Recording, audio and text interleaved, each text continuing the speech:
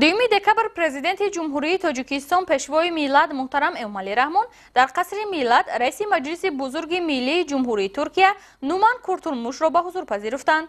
پرزیدنت کشور محترم امامعلی رحمان از سطح و محتوای مناسبت‌های تاجیکستان و ترکیه از جمله در عرصه دیپلماتیای پارلمانی اظهار قناعتمندی نمودند. گفته شد که مناسبت‌های فراگیر با ترکیه در سیاست خارجی دولت ما مقامی خاص دارند. Değerli basın mensubu arkadaşlarım, hepinize... امروز در اینجا در پایتخت کشور دوست و برادر تاجیکستان دوشنبه شهر ما دیدارهای رسمی خودمان را آغاز کردیم.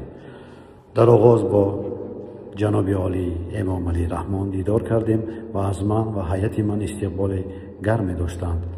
ترکیه و تاجیکستان دو کشور دوست و برادر هستند. در ساحه‌های مختلف مناسبت‌های خوب و همکاری‌ها دارند. ما فرهنگ، تمدن، مدنیت، تاریخ و ارزش‌های مشترک داریم. هرچند که فاصله فیزیکی بیشتر است و ما از هم از نظر جغرافیایی دورتریم، اما قلب‌های ما به همدیگر نزدیک هستند. دست با دست هم، شانه به شانه یکدیگر با تمنیات قلبی به رابطه‌های دوستی خودمون اهمیت می‌دهیم و امیدوار هستم که این رابطه ما هرچی بیشتر افزایش پیدا می‌کند. چه که شما می‌دونید پس از استقلال جمهوری تاجیکستان ترکیه یکی از اولین کشورهایی بود که استقلال تاجیکستان را اعتراف کرد و بسیار در این بابت خرسند هستیم. باور دارم که این سفر من که اولین سفر رئیسی مجلس بزرگ ترکیه و تاجیکستان می باشد باعث افزایش ارتباطات و همکاری‌های بین دو کشور خواهد شد. هم از نظر گروه‌های دوستی بین پارلمانی و هم در سطح دولتی و بین حکومتی ما رابطه‌هایم را گسترش خواهیم داد و در این حال در ساحه‌های بین‌المللی ترکیه و تاجیکستان با اساس نگرش و درک مشترک در کنار یکدیگر خواهیم بود، با همدیگر حرکت خواهیم کرد.